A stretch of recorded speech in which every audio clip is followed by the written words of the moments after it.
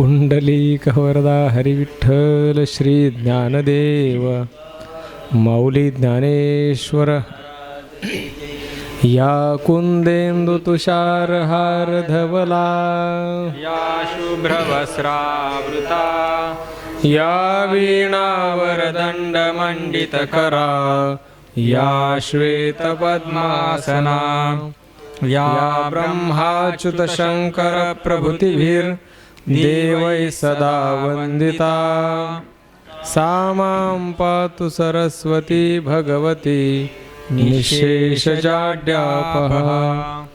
जयांची किलिया स्मरण होय सकळ विद्यांचे अधिकरण तीची वंदू श्रीचरण श्री गुरूंचे जयांचे नियाठवे शब्दसृष्टी अंगवे सारस्वता घवे जिव्हेसिये वक्तृत्व गोडपणे अमृताते पारुखे म्हणे रस होती ओळगणे अक्षरासी भावाचे अवतरण अवतरविती निजखूण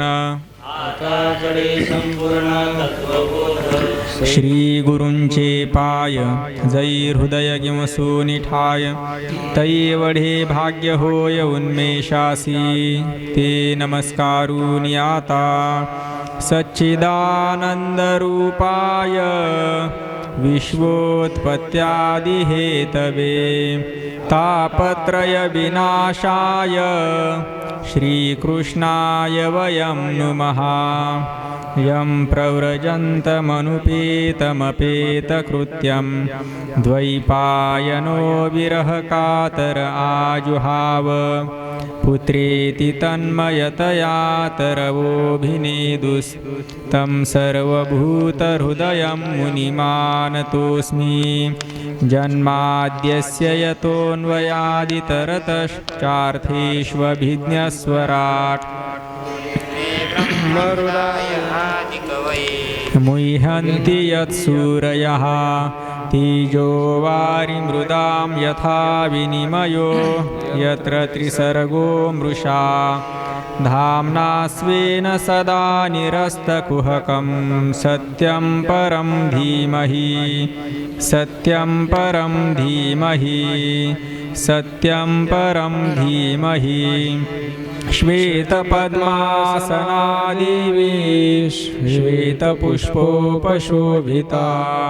श्वेताम्बरधरा नित्या श्वेतगन्धानुले श्वेताक्षसूत्रहस्ता च श्वेतचन्दनचर्चिता श्वेतवीणाधरा शुभ्रा श्वेतालङ्कारभूषिता वंदिता सिद्धगन्धर्वैर्रचिता सुरदानवैः पूजिता मुनिभिः सर्वैर्ऋषिभिः स्तूयते सदा स्तोत्रेणानेन तां देवीं जगद्धात्रीं सरस्वतीं ये स्तुवन्ति त्रिसन्ध्यायां सर्वा विद्या लभन्ति ते।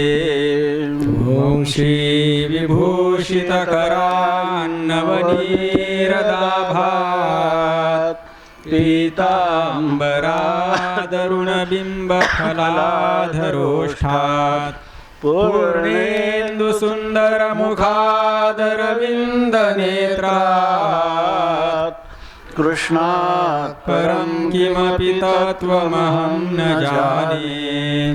श्रीगणेशाय नमः श्रीसरस्वत्यै नमः श्रीविठ्ठलाय नमः श्रीमातापितृभ्यां नमः श्रीगुरुभ्यो नमः।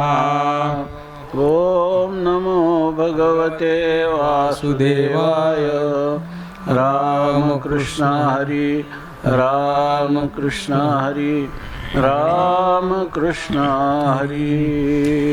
स्वर्गजयाची साळोखा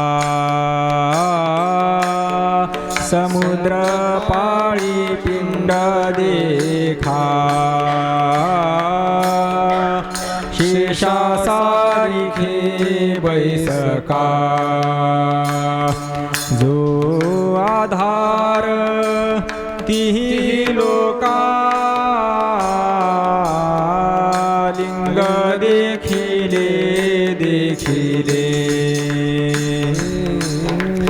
त्रिभुवनी विस्तारले मेघधारी स्नपन केले तारा पुष्पीवरी पूजिले चंद्रफळ जावाहिले ओवाळिले रविदीपे आत्मनैवेद्य समर्पिले ब्रह्मानंदी मग वंदिले ज्योतिर्लिंग मग ध्यायिले ज्ञानदेवी हृदयी लिंग देखिले त्रिभुवनी विस्तारली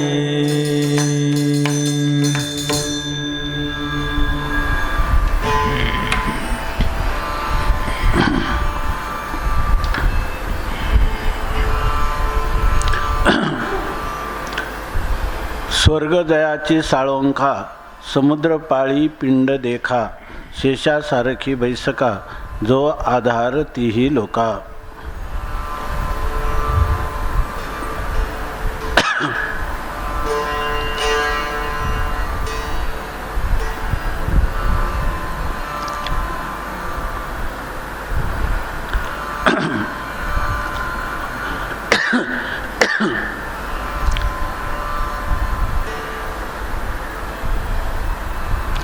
सर्व विश्वाला साकडं पडलेलं आहे की आपलं जीवन सुव्यवस्थित असावं, पण मात्र आपल्याला सुव्यवस्थित जीवन जगता येत नाही. त्यासाठी काय उपाय करावेत तर सर्व जग, संपूर्ण मानवजात आपल्या जीवनातील सुख जे आहे त्या सुखाचीच नित्य उपलब्धी व्हावी आणि ते सुख दुःख संबंधरहित असावं याच्यासाठी आज सुचलेली आहे.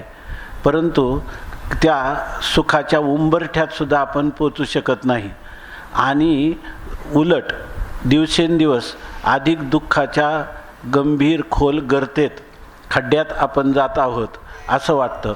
आणि सर्व मानवजात अनेक अंगानी अनेक पैलूंनी ह्या दुःखाचा आणि सुखाच्या कारणाचा शोध घेऊन त्या कारणाचं निवारण करण्याचा प्रयत्न करीत आहे.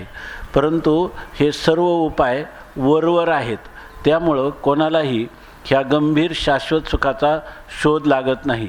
विज्ञानाने नाही आणि अनेक प्रकारचे असणारे धर्म आणि त्या धर्मांच्या असणाऱ्या संकल्पना त्याच्यावर दृढ श्रद्धा ठेवूनही आपल्याला ज्या प्रमाणात पाहिजे निरतिशय सुखाची उपलब्धी आपल्याला पाहिजे ती मात्र होताना दिसत नाही. जगी सर्व सुखी असा कोण आहे विचारी मना तुची शोधोनी पाहे, अशा प्रकारची स्थिती सर्व लोकांची आहे. अशा वेळेला जगद्गुरू तुकाराम महाराज भंडारा डोंगरावरून सर्व लोकांना एकाच अभंगामध्ये उपदेश सांगतात. तो उपदेश जर आपण ग्रहण केला तर सर्व मानव जातीला सुखी होण्याची गुरुकिल्ली जगद्गुरू तुकोबारायांनी आपल्या स्वानुभूतीनं आणि बुडते हे जन न देखवे डोळा येतो कळवळा म्हणून या सांगितली. ती कोणती तर होय होय वारकरी पाहे पाहे रे पंढरी, काय करावी साधने फळ अवघेची तेने, अभिमान नुरे कोडा अवघेची पुरे, तुका म्हणे डोळा विठो बैसला सावळा. खरोखर ह्या महाराष्ट्र प्रांताला महाराष्ट्र हे नाव दिले. वास्तविक हा भारताचा एक प्रांत आहे, एक विभाग आहे, परंतु त्याला महाराष्ट्र असं नाव आले. ते महाराष्ट्र नाव सार्थ आहे. महान असणारं राष्ट्र, राष्ट्र शब्द राजरू, ज्याला दैदिप्यमानता, कांती, झळक, म्हणजे शोभा अशा अर्थाने या ठिकाणी महान असे झालेले ह्या महाराष्ट्र प्रांतातील संत आणि त्या संतांनी खरं हे राष्ट्र शोभवलेलं आहे. आणि संपूर्ण जगताचं अध्यात्माचं केंद्र जर कोण असेल तर हे अलंकापूर भूवैकुंठ पंढरपूर त्याहून थोर महिमाया पांडुरंगे प्रसन्नपणे दिदले देणे या ज्ञानोबरायांना हे वरदान परमात्म्याने स्वतः दिलेलं आहे. आणि असं असताना सुखाचा शोध घेत असताना जर फक्त या अभंगामध्ये सांगितल्याप्रमाणे तुका म्हणे डोळा विठो बैसला सावळा, किंवा ज्ञानोबरायांनी सांगितलं ना निळिये रजनी वाहे मोतिया सारणी, अशा प्रकारचा दैदिप्यमान असणारा, चिद्घन असणारा, ज्ञानघन असणारा, आनंदघन असणारा, अमर असणारा, अनादी अनंत असणारा परमात्मा, तो परमात्मा त्याच्या निर्गुण स्वरूपाचं जरी आपल्याला बोध होत नसला किंवा त्याचं ध्यान करणं हे अत्यंत कठीण असलं तरी तो परमात्मा अहेतुकी दयेनं सर्व लोकांच्यासाठी या ठिकाणी जो सगुण साकार रूपाला आलेला आहे, तर त्याच्यासाठी वारकरी जी जीवन पद्धती आहे ती स्वीकारा. तुकाराम महाराज म्हणतात होय होय वारकरी, दोनदा म्हणतात अभ्यासांगाने, कारण ही गोष्ट निश्चित अनुभवाची आहे आणि तुम्हालाही अनुभव येईल.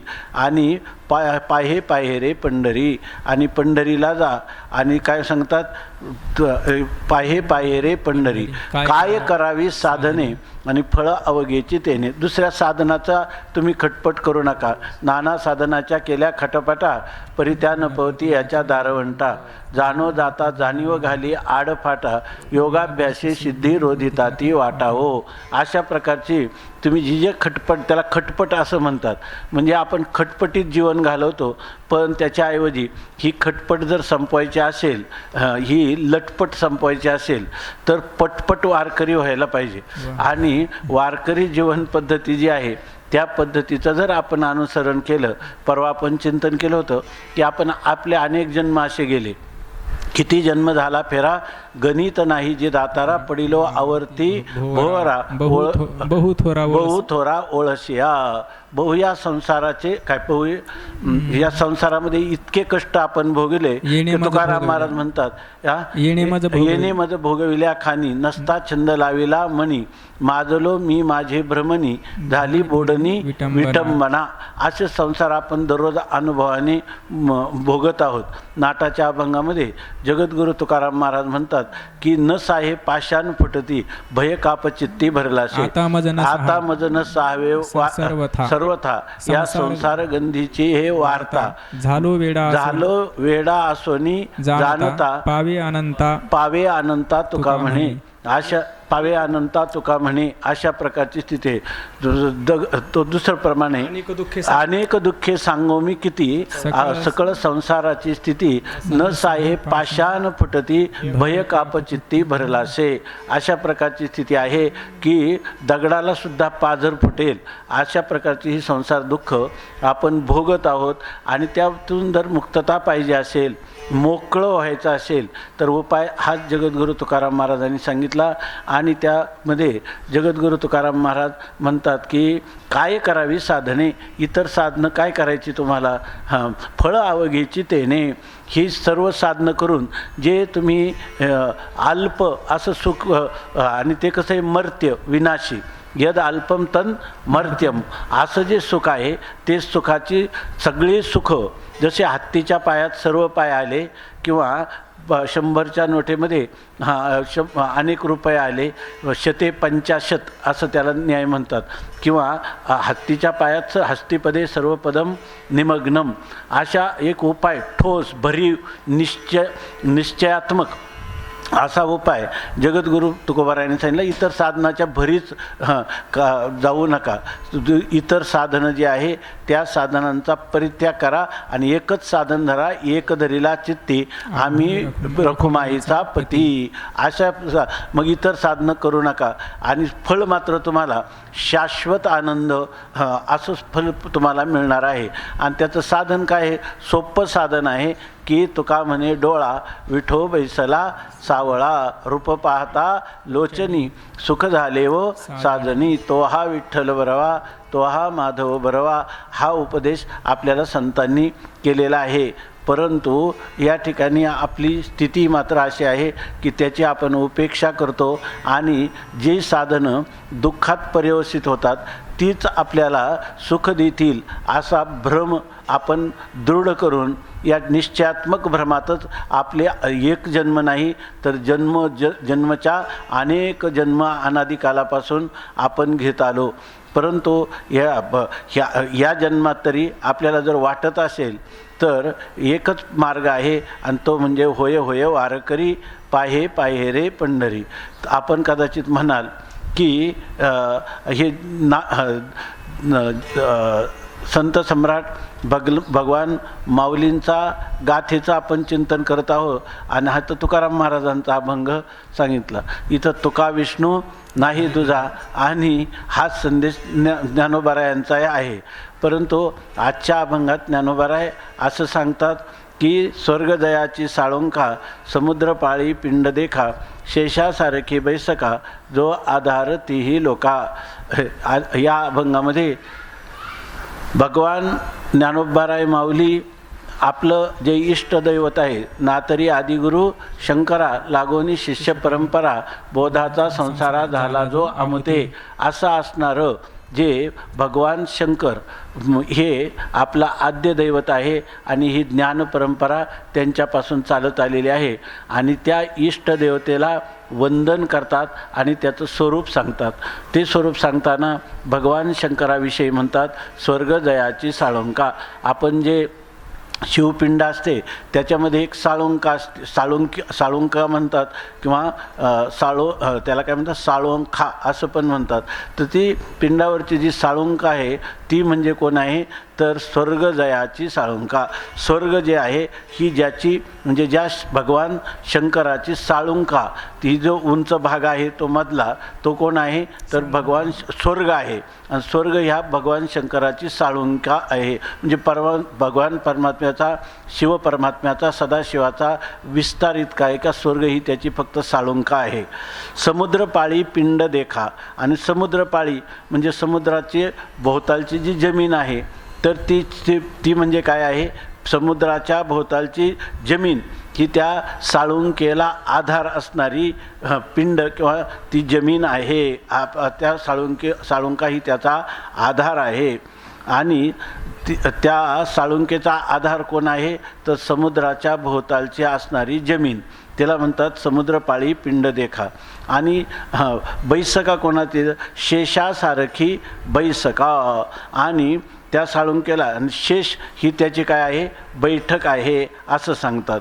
आणि असं असणारं भगवंताचं जे लिंग आहे जे स्वरूप आहे म्हणजे ज्याच्यामध्ये संपूर्ण सप्तसमुद्राला वेढणारी अशा प्रकारची व्यापक असणारी भूमी ती भूमी या ठिकाणी पिंड या रूपाने आहे. स्वर्ग ही त्याची शाळुंका आहे आणि शेष जो शेष ही त्याची बैठक आहे बैसका म्हणजे बैठक आहे. आणि जो आधार तीही लोका आणि जो म्हणजे जो भगवान शंकर नाव घेतलं नाही परंतु ह्या वर्णनावरून भगवान शेष ही त्याची बसण्याची जागा आहे. आपल्याला माहीत आहे की शिवभोळा चक्रवर्ती नाही भस्म उठी रुंडमाळा हाती त्रिशूळ नेत्री ज्वाळा गज चर्म व्याघ्रांबर आणि कंठी शोभे वासुकी हर असं त्या ठिकाणी हा भगवान सर्पराज शेष हा त्यांची बैठक आहे. आणि असा तो परमात्मा आहे तो सर्व लोकांचा आश्रय आहे. म्हणजे सर्व ह्या विश्वाचं अधिष्ठान असणारा सर्व विश्वाचं आद्य कारण असणारा सर्व विश्वाचा नियामक असणारा पालन करता असणारा आणि त्याचा उपसंहार करणारी देवता या रूपाने हा इथं एकेश्वरात भगवान शंकरांना कारण ब्रह्म असं मानलेलं आहे. या ठिकाणी केवळ तो ह्या संहाराचीच देवता आहे असं मानलेलं नाही. तर या ठिकाणी त्यांनी सांगितलं की जे वर्णन केलं आहे हे सगळं ईश्वराचं वर्णन आहे अर्थात कारण ब्रह्माचं वर्णन आहे. या ठिकाणी परमात्मा केवळ सृष्टीचा लय करणारी देवता आहे असं मानलेलं नाही. जो आधार तिन्ही लोकांचा तो आश्रय आहे. म्हणजे त्याच्याच आश्रयावर हे उत्पत्ती संहार आणि स्थिती ह्या घडामोडी होत असतात. लिंग देखिले त्रिभुवनी विस्तारले. आम्ही जे लिंग भगवान शंकराचं पाहिलं तर ते एक प्रतीक आहे, पण त्या प्रतीकावरून आम्ही वेदाला अभिप्रेत असणारं परमात्म्याचं जे स्वरूप आहे ते त्रिभुवनी विस्तारिले, सगळ्या त्रिभुवनात त्याचा विस्तार आहे असं ते लिंग आम्ही पाहिलं. म्हणजे आपण जेव्हा परमात्म्याचं इष्टदेवतेचं सगुण साकार रूपात दर्शन करतो तेव्हा आपल्याला परिच्छिन्नतेची भ्रांती असू नये. आपल्याला जगद्गुरु तुकोबारायांनी सांगितल्याप्रमाणे असं वाटावं की या ठिकाणी हा परमात्मा दिसतो, हा तैसा नव्हे, सर्व दिशा व्यापक, म्हणून हा सगळ्या त्रैलोक्यामध्ये त्याचा विस्तार झालेला आहे. म्हणजे आमचे भगवान सदाशिव इष्टदैवत हे व्यापक आहे. आता त्या ठिकाणी आपण ह्या पिंडीवर स्नपन म्हणजे अभिषेक करतो, त्याची पूजा करतो, त्याला फळ वाहतो आणि त्याला ओवाळतो. अशा प्रकारचं आहे. तर इथं काय आहे, हा निसर्ग त्याने निर्माण केलेलं हे जे विश्व आहे ते आहे ते सकळ काय आहे ते सकळ कृष्णासी अर्पण, कृष्णासी आहे ते सकळ कृष्णाशी अर्पण, न कळता मन दुजे भावी. या ठिकाणी सर्व परमात्म्याचीच पूजा करतात. जी जी पूजा होते ती सगळे परमात्म्याचीच पूजा होते आणि परमात्म्यानेच उत्पन्न केलेले पदार्थ परमात्म्यालाच समर्पण करतो. त्याला आत्मनिवेदन म्हणतात. आपलं स्वतःचं काहीच नाही.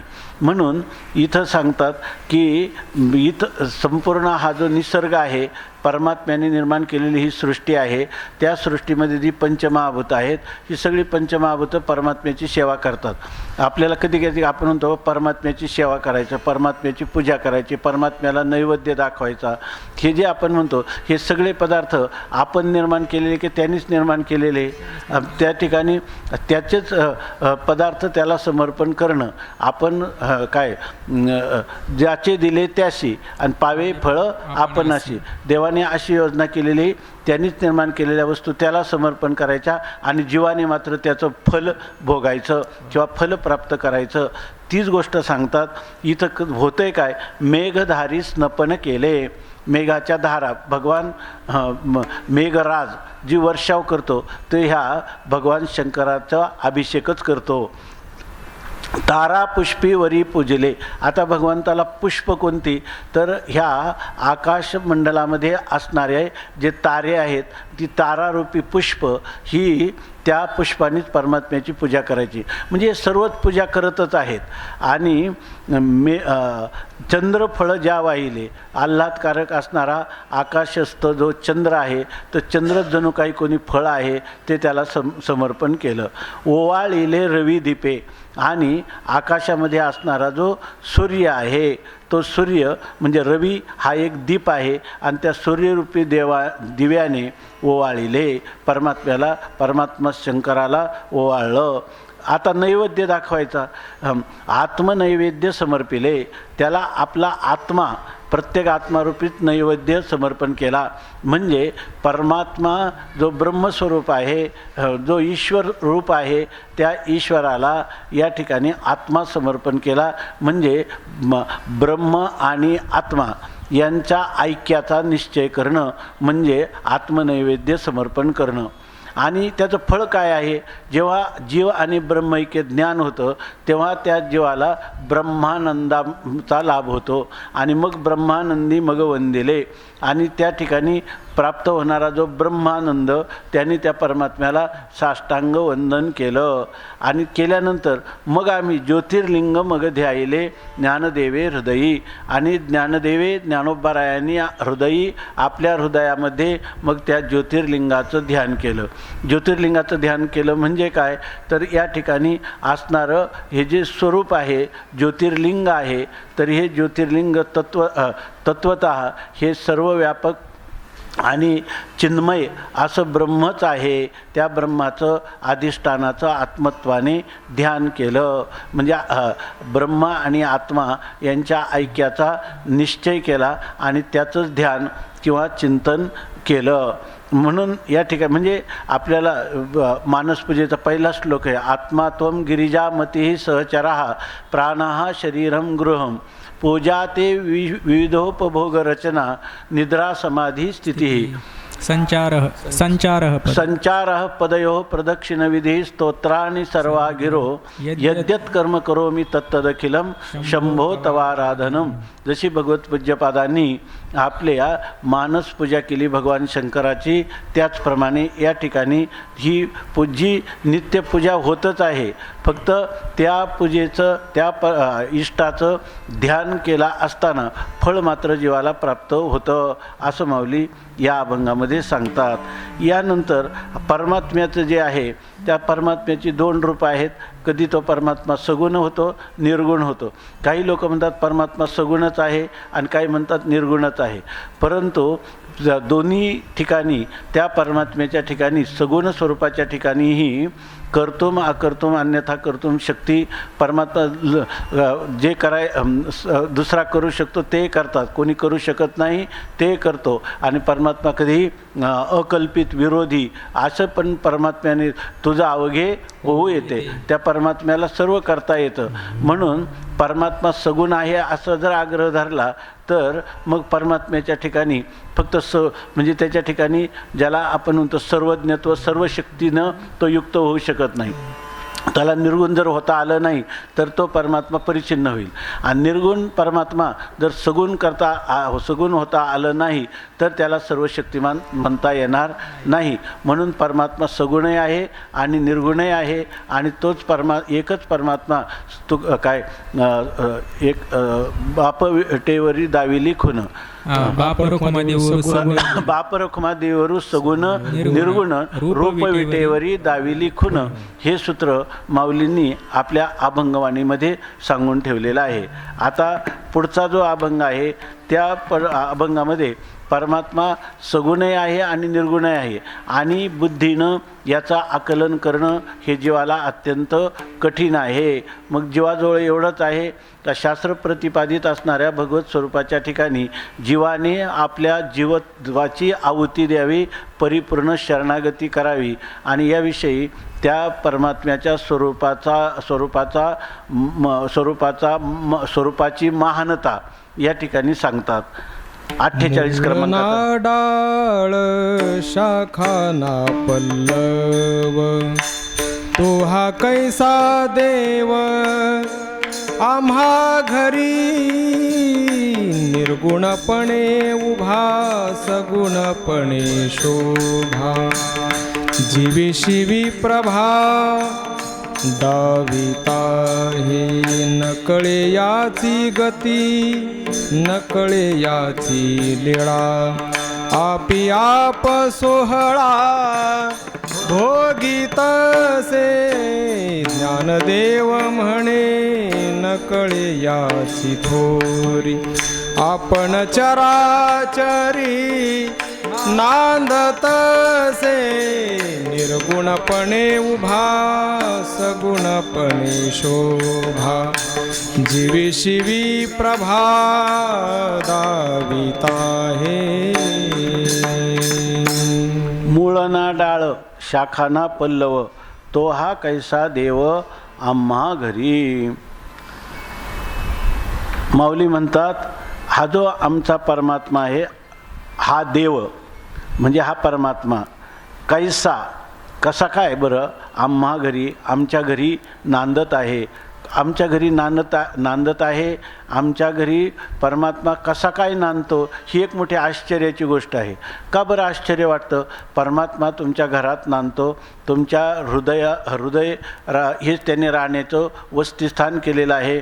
आणि तो परमात्मा कसा आहे तर त्या सगुण आणि साकार रूपाने तुमच्या हृदयरूपी वास्तूमध्ये नित्य स्फुरद्रूप होत आहे, नांदत आहे असं म्हणतात. तर ते म्हणतात याचं तुम्हाला आश्चर्य का वाटतं? कारण त्या परमात्म्याचं जेव्हा आम्ही चिंतन करतो, ज्या शास्त्राने काय जी गोष्ट जीवाला अज्ञात आहे तिचं ज्ञान करून देणारं शास्त्र आहे.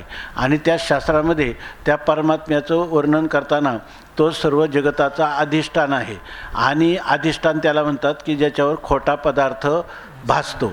मग परमात्मा जर अधिष्ठान आहे आणि जगत जर त्याच्यावर आध्यस्थ आहे तर तो परमात्मा परमात्म्याचं स्वरूप अर्थात अव्यक्त निर्गुण निराकार परमात्मा हा सर्वाधिष्ठान आहे आणि त्याच्यावर असणारं सर्व अध्यस्त आहे असा जर सिद्धांत आपण मानला तर त्या परमात्मा कसा आहे, त्याला मूळ ना डाळ शाखा ना पल्लव.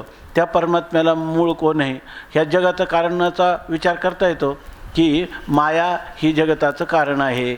जगताच्या कारणाचा विचार करता येतो पुढं जाऊन, जड माया कारण नाही, ती परमात्म्याशी संबंधित झाल्यानंतर परमात्मा आणि मायेचा संबंध होतो आणि मग जगत निर्माण होतं. मग त्यावेळेला ते जे अधिष्ठान आहे माया अधिष्ठान चैतन्य ते चिद्रूप असल्यामुळं त्या चिद्रूपाचा जडाशी संबंध होऊन मग ही उत्पत्ती होते. नाहीतर मग असतापासून सत कधी उत्पन्न होणं शक्य नाही. म्हणून ही संगती आपल्याला पटते की ईश्वर जो आहे, जेव्हा माया आणि परमात्म्याचा ब्रह्माचा संबंध होतो तेव्हा माया अधिष्ठान चैतन्य, माया अधिष्ठान चैतन्याचं मायेमध्ये पडलेलं प्रतिबिंब आणि असा जो ईश्वर आहे तो ईश्वर एकोहम बहुश्याम प्रजायेय, मी एकटाच आहे अनेक व्हावं असं त्याला वाटतं. स एकाकी न रमते आणि मग तो ही सर्व सृष्टी जी आहे त्या सृष्टीची रचना आपल्या संकल्पातून करतो असं आपल्याला मानलं की मग आपल्याला ह्या ईश्वरच जगताचा कारण आहे ही गोष्ट कळते.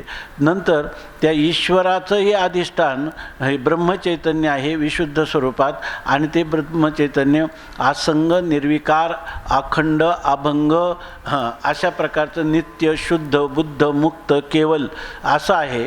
हे जर आपल्याला समजलं आणि ते ब्रह्म तीच एकमेव सद्वस्तू आहे काय की एकमेवा द्वितीयम ब्रह्म नेह नानास्ति किंचन, किंवा तोच परमात्मा एकटाच आहे असं जेव्हा आपल्याला शास्त्राच्या द्वाराच हे ज्ञान सर्व होतात.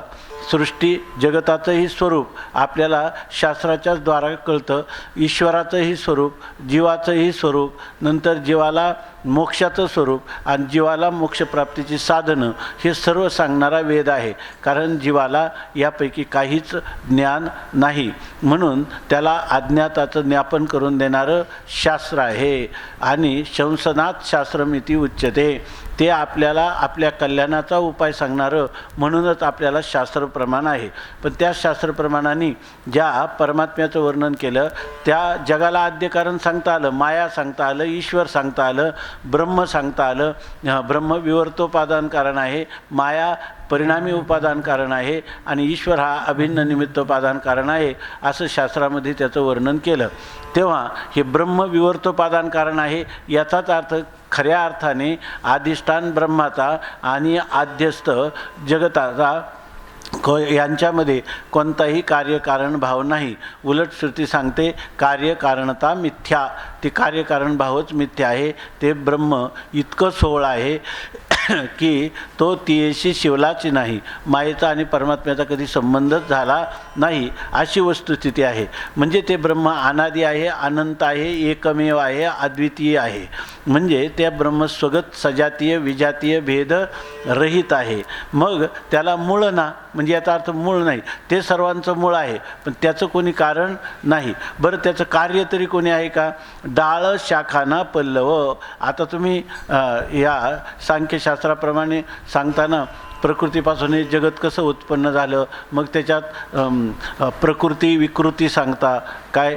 प्रकृतेर्महान तत्व अहंकारा तस्मात् गणश्च षोडशकाः तस्मादपि षोडशकात पंचभ्य पंचभूतानि असं सांगता. मूल प्रकृती हा विकृती ही महदाद्या प्रकृती विकृतया सप्त षोडशकस्तु विकारो न प्रकृतीर्न विकृती पुरुषः असं त्याचं वर्णन केलं जातं.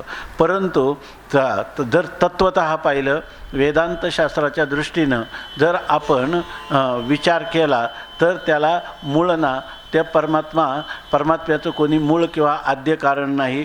तसं डाळ शाखाना पल्लवना, त्याला डाळ म्हणजे डाळ्या नाहीत, शाखा फांद्याही नाहीत आणि पल्लव पानं पण नाही असा तो परमात्मा आहे. म्हणजे जो परमात्मा कोणाचंही कार्य आणि कारण नाही, त्याच्या ठिकाणी कार्यकारण भाव विवर्जित असा परमात्मा आहे.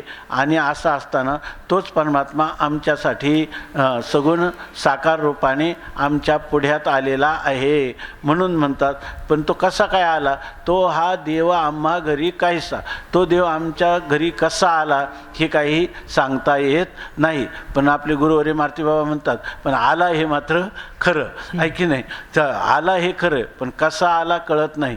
हे ज्ञानोबाराय म्हणतात, नेनो ब्रह्ममार्ग चुकले. ब्रह्ममार्ग चुकलं, पंढरपुराला आलं, पण हे कसं आलं ते नेनो, ते आम्हाला सांगता येत नाही. ह्या असं सांगतात. निर्गुणपणे उभा सगुणपणे शोभा, जीवी शिवी प्रभा दाविता हे. ते म्हणतात हा परमात्मा अशासाठी आला. कसा आला तर याची गती न कळे. याची गती म्हणजे याची संगती कळत नाही, किंवा गती शब्द जो आहे तर तो काय ज्ञानवाची शब्द आहे. म्हणून या ठिकाणी त्याची गती न कळे म्हणजे तो परमात्मा कसा आला, त्याचं स्वरूप किंवा त्या स्वरूपाचं ज्ञान किंवा त्याची संगती आम्हाला कळत नाही. जरी शास्त्राने ह्या सांगितलेल्या सगळ्या संगती आपण एक दिवस चिंतन केलं होतं की या सगळ्या संगती असल्या तरी या सगळ्या उन्या चुकीच्या संगती आहेत. म्हणजे चुका, कारण काय त्याच्याविषयी बोलताच येत नाही, बोलायला सुरुवात केली हीच चूक. मग त्याच्यात शास्त्राचा आधार गेल्यामुळं उनी चूक असं आहे. खरं त्याचं स्वरूप जे आहे तो परमात्मा सगुणही होतो आणि निर्गुणही होतो. पण निर्गुण परमात्मा सगुणाला कसा येतो आणि सगुणात आला तरी त्याचं स्वरूप निर्गुण कसं अकाट्य अशा प्रकारचं राहतं. याची कितीही संगती लावली, अनेक प्रकारच्या युक्ती उदाहरणं उपपत्ती दिल्या तरी माणसाच्या मनामध्ये पुन्हा काही ना काही आपल्या ज्याला पूर्णपणे संशयराहित्य हे होत नाही. म्हणून ह्याला उपाय एवढाच आहे, कळत नाही ना तर न कळे, कळतच नसतं. मग कायशाने कळत असतं? श्रुतीनं सांगितलं त्यांनीच कळत असतं. श्रुती मातेवर काय करा, श्रद्धा ठेवा की काही जरी झालं तस्मात् शास्त्रम प्रमाणन्ते कार्याकार्य व्यवस्थित हो ज्ञात्वा शास्त्र विधानोक्तम कर्म कर्तुम याहर्षी. हे जी शास्त्रवचन आहेत याच्यावर अत्यंत दृढ अशा प्रकारचा विश्वास ठेवा. नाहीतर काय होईल, कुठे आले तर शेवटी तुम्हाला कुठे यावं लागेल. अनेक प्रमाणांनी विचार केला तर शेवटी तुम्हाला शब्द प्रमाण सर्वात प्रबल आहे. त्याच्यामध्ये श्रद्धस्व, त्या तत्वमसी महावाक्य जरी असलं तरी त्या कोणत्या छांदोग्य उपनिषदामध्ये त्या श्वेतकेतूला उद्दालकांनी 9 वेळा तत्वमसी महावाक्याचा उपदेश केला आणि शेवटी काय सांगितलं, तस्मात् श्रद्धस्व. म्हणून तू काय कर, याच्यावर श्रद्धाच ठेव. जर मनुष्याने श्रद्धा ठेवली तर त्याचे खूप मध्ये फेरे किंवा खूप कष्ट या ठिकाणी वाचतात. परंतु उलट असं लिहिलं गीतेमध्ये, भगवान मुख्यतः सांगतात काय, श्रद्धावान लभते ज्ञानम. श्रद्धाळू पुरुषाला ज्ञान होतं, खरी ही स्थिती आहे. नाहीतर सगळे वाच्यार्थ, लक्ष्यार्थ, व्यंग्यार्थ, ध्वन्यर्थ सगळे शास्त्राचे जरी कळले तरीसुद्धा त्याला शेवटी काय आहे की त्याच्या ठिकाणी हिसाब बराबर आहे, छोकरा डुबता आहे. त्याला हिशेब बरोबर वाटतात आणि पुन्हा आपल्या अंतकरणात जर बारकाईनं पाय गेलं तर काही झावळं वावळं सुद्धा दिसत नाही. अंधार जो आहे तो तसाच आहे. अज्ञानरूपी अंधकार त्यांनी आपल्याला व्यापलेलंच आहे असं वाटतं. कारण परोक्ष ज्ञान हे अपरोक्ष भ्रांती कधी घालू शकत नाही. त्याला अपरोक्षच ज्ञान झालं पाहिजे आणि अपरोक्ष ज्ञानाचं अधिकारी खरा श्रद्धावान पुरुष आहे. या ठिकाणी तद्विधी प्रणिपातेन परिप्रश्नेन सेवया उपदेक्षन्ति ते ज्ञानम ज्ञानिनस तत्वदर्शिना. हे पण ज्ञानाचाच मार्ग सांगितलेला आहे. परंतु त्याच्यामध्ये श्रद्धा हे अगदी अव्यवहित पूर्वक्षणी लागणारं साधन आहे. मग असं भगवान स्वतः सांगतात. म्हणून या ठिकाणी त्या परमात्म्याला निर्गुणही आहे आणि सगुणही आहे. निर्गुणपणे उभा, तो निर्गुणपणे उभा आहे म्हणजे तो व्यापक आहे. निर्गुणपणे उभा किंवा दुसरा अर्थ उभा, आपण म्हणतो ना, तुम्हाला समोर दिसत नाही का हे कोण आहे, हे कोण आले, तुम्ही कोण आहात, समोर दिसत नाही का मी कोण आहे. तसा हा परमात्मा स्वतःसिद्ध स्वयंप्रकाश साक्षात आहे, तो उभा आहे. तो परमात्मा हे आपलं स्वरूप आहे आणि आपलं जे स्वरूप आहे ते कधी विषय होत नाही. माणसं बघा ना, डोळ्याला डोळा पाहत नाही, सगळ्याला डोळा पाहतो. आणि जर अशा वेळेला जर कोणी म्हटलं का हो तुम्ही तुम्हाला सर्व दिसतं ना ते पदार्थ आहेत, परंतु डोळा तुम्हाला दिसतो का? दिसत नाही, मग तुम्हाला डोळाच नाही.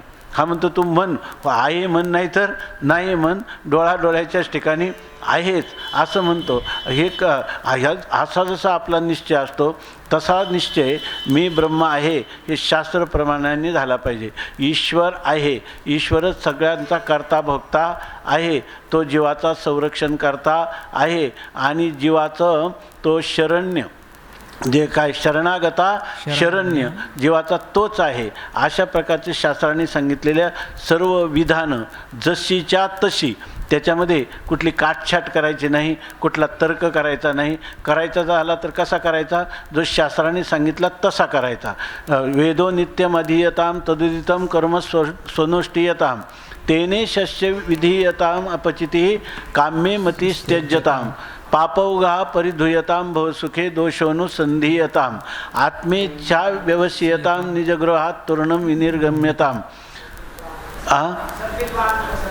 सद्विद्वान उपसर्प्यताम प्रतिदिनम तत्पादुका सेव्यताम. अशा प्रकारची स्थिती आहे. आणि काय तर वेदो नाही श्रुतिमतस्तर्कोनुसंधीयता दुष्तर्कात सुविरम्यताम. ह्या दुष्टतर्कापासून आपण दूर व्हावं, त्याचा त्याग करावा. आणि श्रुतिमतस्तर्कोनुसंधीयताम, श्रुतीनं सांगितलेले जे श्रुतीच्या अनुकूल असणारे जे तर्क आहे त्याचं मनुष्याने अनुसंधान किंवा चिंतन करावं. ही खरी साधकाच्या खऱ्या कल्याणासाठी पद्धती आहे. नाही तर इतकं ब्रह्मलीन रामसुखदासजींनी एक दृष्टांत सांगितलेला आहे. तर तो सहज विनोदाने त्यांनी एक दृष्टांत सांगितलेला आहे. तर त्याच्या श्रद्धा कशी असली पाहिजे, तर त्याला अनुकूल तर्क केले पाहिजे. ज्याच्यापासून परमात्म स्वरूपापासून आपण दूर जाऊ, परमात्म स्वरूपाचं अज्ञानाचा विस्तार होत जाईल असं करू नये. परमात्म्याच्या अधिक जवळ जाऊ, सामिप्य प्राप्त करू, त्याचं आत्मत्व प्राप्त करू, त्याचं यथार्थ ज्ञान संपादन करू असे तर्क केले पाहिजे. पण मनुष्य करत नाही. त्याच्यासाठी त्यांनी एक उदाहरण दिलं विनोदाने की 3 भाऊ होते. त्या 3 भावापैकी एक भाऊ फार आळशी होता आणि 2 भाऊ जे होते ते अत्यंत दक्ष, व्यवहार दक्ष, तत्पर असे होते. तेव्हा त्या पुढं योगायोगाने त्यांची आई मरण पावली. तेव्हा त्यांनी असा विचार केला, आपण सर्व कामात असतो दोघंही भाऊ, हा एकटाच आळशी असतो, इथेही काही उपयोगाचा नाही, तर याच्याजवळ आईच्या असती, आईची इच्छा होती म्हणून आपण त्या ब्रह्मकुंडापर्यंत पाठवू. म्हणून त्याच्याजवळ त्या अस्थी देऊन त्यांनी सांगितलं तू जाशील का? तर त्यांनी सांगितलं जाईल. किती दूर आहे? म्हणे 300 किलोमीटर आहे. जर तू दररोज 30 किलोमीटर चालला तर तू 10 दिवसात पोचू शकतो. 10 दिवस यायला आधी बाकीच्या आईचा पिंडदानाचा विधी करायचा, असं अस्थि विसर्जन करायचा. त्यांनी सांगितलं ठीक आहे जातो. तो निघाला आणि त्यांनी सांगितलं पायात सुद्धा काय अनवाणी पायाने तीर्थयात्रा करायची. आईच्या अस्थी ब्रह्मकुंडात समर्पण झाल्या की मग आपल्या आईला सद्गती प्राप्त होईल. त्यांनी सांगितलं काय हरकत नाही. निघाला 30 मैल चालून गेला. त्याचे पाय दुखायला लागले, रात्री झोप येणं, अंग ठणकायला लागलं, तरी पण तो चालला. दुसऱ्या दिवशी गेला, तिसऱ्या दिवशी गेला, 5 दिवस चालला, 150 किलोमीटर गेला. तो म्हणतो अजून ब्रह्मकुंड किती दूर आहे? तर 150 किलोमीटर आहे, अजून राहिलं. तो म्हणतो 5 दिवस पार अगदी या संपूर्ण तळपायाचा दाह होत आहे, सगळ्या पोटऱ्या मांड्या भरून आलेल्या आहेत आणि अजून 5 दिवस चालायचं, हे तर कठीणच गोष्ट आहे. तेवढ्यात जाताना थोडं एक जंगल लागलं, त्या ठिकाणी एक डबकं होतं, त्यात पाणी साचलेलं होतं. त्यांनी त्या अस्थी तिथं विसर्जन केल्या आणि परत फिरला आणि आला घरी परत. तेव्हा त्यांनी विचार केला हा तर एक तर आळशी आणि 10 दिवसाचा प्रवास जाणं आणि येणं, 20 दिवसाचा प्रवास 22 दिवस, आणि हा तर आला हे या ठिकाणी 10व्याच दिवशी परत आला. यांनी नेमकं केलं की नाही, कुंडामध्ये अस्थि विसर्जन केलं की नाही? तेव्हा ते म्हटले की भाऊ मला तर शंकाच आहे. तेव्हा तो दुसरा भाऊ म्हटला पण त्याला विचारू ना आपण. त्याला विचारलं, त्याने सांगितलं सगळ्या अस्थी मी त्या ब्रह्मकुंडामध्ये विसर्जन केल्या. तर तो दुसरा म्हणायला लागला की मला थोडी शंकाच आहे याच्याबद्दल. म्हणे आता हा जरी म्हणत असला न जाणू हा खोटा तर नाही ना सांगत, असं त्यांना वाटलं.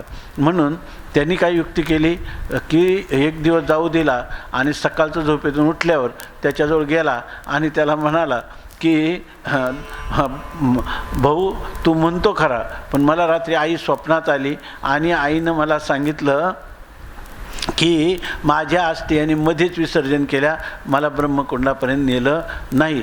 तेव्हा या स्वप्नाचा काय अर्थ करायचा? ते म्हणे ते स्वप्नाचा अर्थ करायचं दूर राहू द्या, पण आई किती वेडी म्हणे, तुला सांगण्यासाठी 150 किलोमीटर मागं आली तर पुढं गेली असती तर ब्रह्मकुंडापर्यंत पोचली नसते का? पोचली असती. त्याप्रमाणे जेव्हा आपण तर्क करतो ते तर्क नास्तिकपणाला अनुकूल असतील आणि आपली अधोगती करतील, आपला बुद्धिभेद करतील. असे तर्क न करता दुस्तर्कात सुविरम्यताम, दुस्तर्कापासून आपण दूर गेलं पाहिजे आणि काय श्रुतिमतः तर्कः अनुसंधेयताम, श्रुतीला अनुकूल अशा प्रकारचा तर्क आपण केला पाहिजे. इथं सांगतात की न कळे याची गती न कळे याची लीळा. आपल्याला ही परमात्म्याची गती काय आहे म्हणजे परमात्म्याची नेमकी संगती काय आहे हे कळणार नाही, परमात्म्याचं स्वरूप काय आहे हेही कळणार नाही आणि त्या स्वरूपाचं ज्ञानही कळणार नाही. कोणतं कळणार नाही? एक वेळ तुम्हाला हे ज्ञान होईल की निर्गुण निर्विकार असणारं परब्रह्मतत्व ते मीच आहे, हे ज्ञान होईल. परंतु या कोणती गती कळणार नाही? न कळे याची लीळा.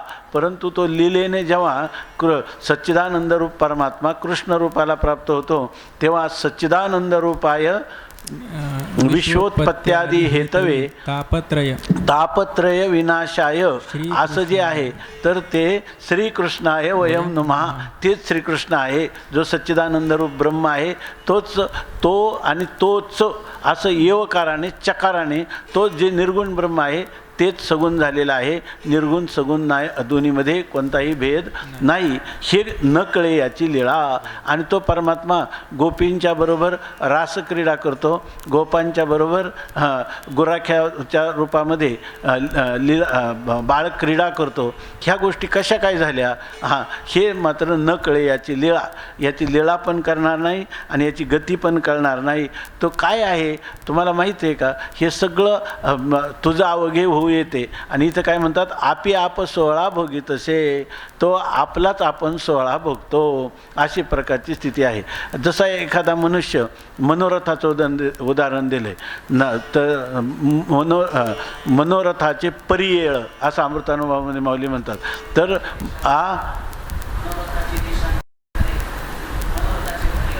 मनोरथाचे घास तो खात असतो. म्हणजे एखादा मनुष्य ना गुलाबजामुन खायचं म्हणला, जीवानी एक संकल्पना केली तर त्याला खाणं कधी सोपं आहे?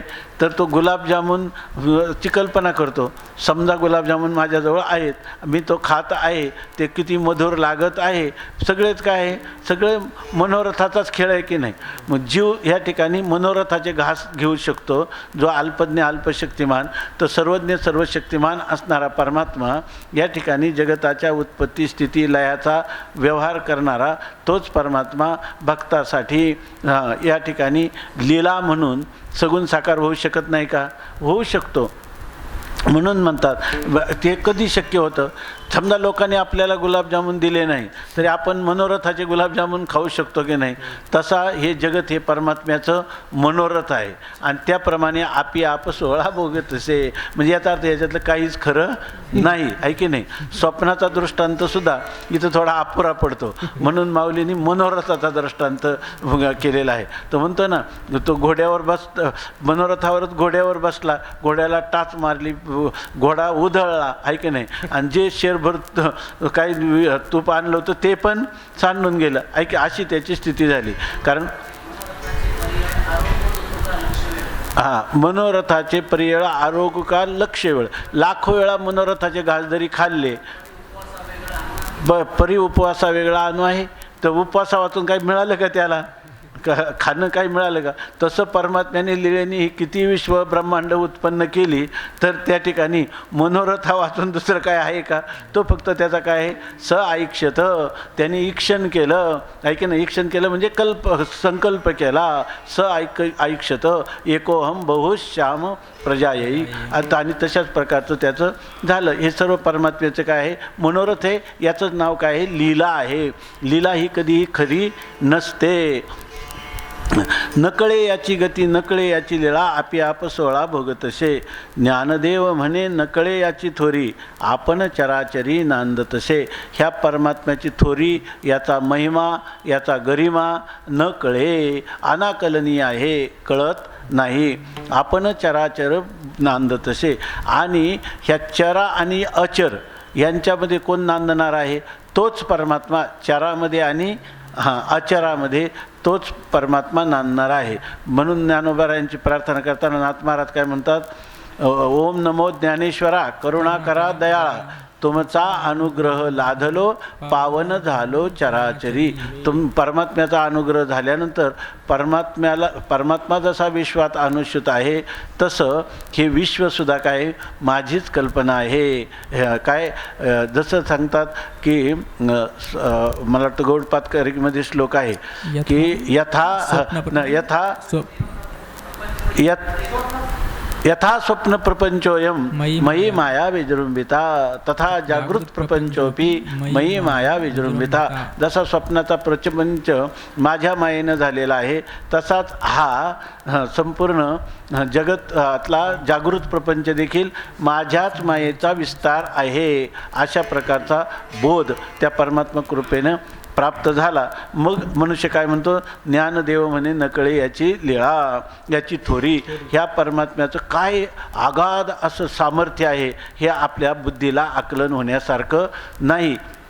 म्हणून तोच परमात्मा आपण चराचरी नांदतसे. जो चराचरामध्ये नांदतो आणि चराचर रूपही तोच होतो. तोच झाला, तोच पाहतो या ठिकाणी, आणि तोच असतो. म्हणजे सर्वत्र काय आहे, सर्वत्र परमात्माच परमात्मा आहे, असं खरं याचं वास्तव स्वरूप आहे. आता आम्ही केलेली जी परमात्म्याची सेवा आहे, जन्मजन्मांतरी केलेल्या परमात्म्याच्या सेवेचं, उपासनेचं, प्रेमपूर्वक केलेल्या भक्तीचं फल आम्हाला काय प्राप्त झालं हे ज्ञानोबाराय आता पुढच्या अभंगात 49व्या क्रमांकाने सांगतात. ज्ञान विज्ञान हरी नांदी आमुचा हरी, बाह्यजू अभ्यंतरी झाला देव.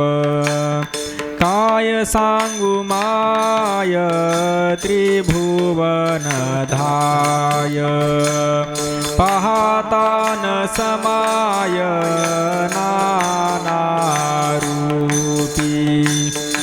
चढत्या वाढत्या गोष्टी प्रगट दिसे घटी, नाना रूपे वैकुंठी नेऊनी घाली रया.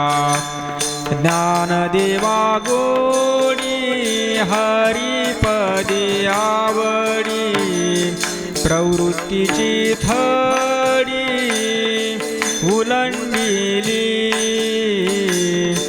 काय सांगू माय त्रिभुवन धाय, पाहतान समाय नाना रूपी.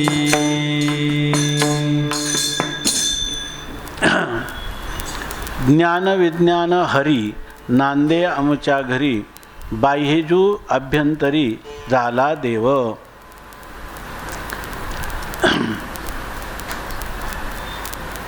हरिपाठात म्हटल्याप्रमाणे संतांचे संगती मनोमार्ग गती, आकळावा श्रीपती येणे पंथे. आपल्याला संतांच्या संगतीत जर आपलं मन जे आहे ते मन संपूर्ण संतांना समर्पण केलं, म्हणजे त्या आपलं स्वतःचं स्वत्व जर समर्पण करणं म्हणजे स्वामी महाराज म्हणायचे त्याचं सर्पण करणं, म्हणजे ते शिल्लक न ठेवणं, म्हणजे मी कोणी आहे ही अशा प्रकारचा अभिनिवेश कोणताही न ठेवणं. माझी बुद्धी, माझं मनोबल, माझं बुद्धिबल, माझं शारीरबल, ह्या सर्व बलांचं समर्पण जेव्हा आपण ह्या आत्मदेवाला करू तर त्यावेळेला ही स्थिती प्राप्त होते. ती कशी? तर ज्ञान विज्ञान हरी नांदे आमच्या घरी. ज्ञान आणि विज्ञान हे या रूपाने हरी आमच्या घरी नांदे. म्हणजे ज्ञान म्हणजे परमात्म ज्ञान आणि विज्ञान म्हणजे प्रपंच ज्ञान, आणि हे दोन्हीही आमच्या घरामध्ये नांदत आहे. हे दोन्ही कोण आहे?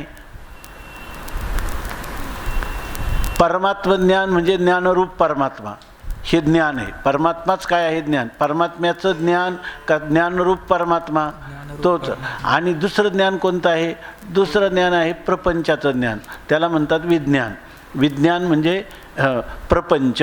ज्ञानोबरायांनी सांगितले 7व्या अध्यायामध्ये की ज्ञानम तेहम सविज्ञानम इदम वक्ष्याम्य शेषतः यज ज्ञात्वा नेह भूयोन्य ज्ञातव्यम अवशिष्यते, असं त्याचं वर्णन केलं. तर या ठिकाणी सांगताना माऊली म्हणतात, माऊली याच्यावरचं चिंतन सांगत असताना म्हणतात अर्जुनाला, मज समग्राते जाणचे ऐशे आपुल्या तळ हातीचे रत्न जैसे तुझं ज्ञान सांगेन तैसे विज्ञानीशी. तू जेणेकरून मला माझ्या परिपूर्ण रूपाला जाणशील अशा प्रकारचं तुला ज्ञान, विज्ञानासहित ज्ञान मी तुला सांगणार आहे. परंतु ज्ञान काय आणि विज्ञान काय याविषयी माऊलींनी स्पष्टीकरण केलं. येथ विज्ञाने काय करावे, ऐशे घेशी जरी मनोभावे तरी पै आधी जाणावे तेची लागे. विज्ञान शब्दाचा अर्थ जर प्रपंच असा केला तर प्रपंचाला जाणून काय उपयोग आहे? प्रपंचाला जाणून काय पुरुषार्थ प्राप्त होणार आहे? विज्ञान कशाला जाणायचं? फक्त तुम्ही काय सांगावं? ज्ञानच सांगावं. विज्ञान म्हणजे परमात्म्याचंच ज्ञान करून द्यावं. ह्या संसाराचं प्रपंचाच्या ज्ञानामध्ये जर पुरुषार्थ सिद्धीच नाही तर ते कशाला? विज्ञाने काय करावे असं जर तुला वाटत असेल तर परमात्मा सांगता अगोदर विज्ञानच कळालं पाहिजे. आधी पै जाणावे तेच लागे, म्हणजे अगोदर जीवाला विज्ञानाचं म्हणजे ह्या प्रपंचाचं स्वरूप कळलं पाहिजे. म्हणजे प्रपंचाचं स्वरूप म्हणजे काय? हा प्रपंच मिथ्या आहे हे अगोदर कळलं पाहिजे, तर तुम्हाला ज्ञान कळेल. म्हणजे प्रपंचाचं स्वरूप करताना कार्यरूप प्रपंचाकडून विचार केला तर ते प्रपंच मिथ्या आहे असं जेव्हा कळेल तेव्हा त्याचं कारण अज्ञान ते पण मिथ्या आहे. कारण कारणाचे गुण काय आहे? कार्यामध्ये येतात. कार्य मिथ्या आहे म्हणून कारणसुद्धा काय आहे? मिथ्या आहे असं तुम्हाला कळावं लागेल. कशासाठी कळावं लागेल? जर तुम्हाला रज्जूवर भासलेला सर्प मिथ्या आहे हे कळाल्याशिवाय त्या सर्पाच्या प्रतीतीनं होणारे जे अनर्थ आहे ते अनर्थ कधी टळणार नाही. सत्य सर्प आहे ही भ्रांती जोपर्यंत आहे तोपर्यंत तुम्हाला रज्जूचं ज्ञान होणार नाही. परंतु रज्जूचं ज्ञान झाल्याशिवाय सर्पाची निवृत्ती पण होणार नाही. मग वेदांत शास्त्र सांगतं की अधिष्ठानाच्या ज्ञानावाचून अध्यस्थ पदार्थाची निवृत्ती होत नाही. आणि अध्यस्थ पदार्थ हा अध्यस्थ आहे, मिथ्या कल्पित आहे हे कळल्याशिवाय अधिष्ठानाचंही यथार्थ ज्ञान होणार नाही अशी स्थिती आहे. मग याच्यामध्ये अगोदर कोणतं नंतर कोणतं याच्याविषयी विचार करताना 13व्या अध्यायामध्ये माऊलींनी सांगितलेलं आहे की या ठिकाणी बाबुळीची सारावी हाते वाचुनी पाणी तर वासे आई. ते या ठिकाणी शेवाळ जे पाण्यावर येतं ते पाण्याच्याच आश्रयावर राहतं आणि पाण्यालाच आच्छादित करतं. पण आता तुम्हाला जेव्हा पाण्याचं ज्ञान करून घ्यायचे तेव्हा शेवाळ दूर करावं लागेल की नाही? शेवाळ दूर केल्याशिवाय पाण्याचं ज्ञान होणार नाही. मग तुम्ही काय म्हणणार की शेवाळ दूर केल्यानंतर याचा अर्थ शेवाळ दूर केल्यानंतर कमीत कमी 1 महिना लागतो का? शेवाळ दूर करणं हेच पाण्याची प्राप्ती आहे, हीच पाण्याची प्राप्ती आहे. तसं या ठिकाणी अविद्या निवृत्ती हे स्थळ तेने मोक्षोपादान फळ या दोन्ही साधन केवळ ज्ञान. ह्या दोन्हींना साधन काय आहे? ज्ञान. पण अविद्येची निवृत्ती न उपलक्षित असं जे ब्रह्म असं जे ब्रह्म आहे त्याचं ज्ञान तर तुम्हाला झालं पाहिजे. मग ते ज्ञान अगोदर होतं का अज्ञान निवृत्त अगोदर होतं?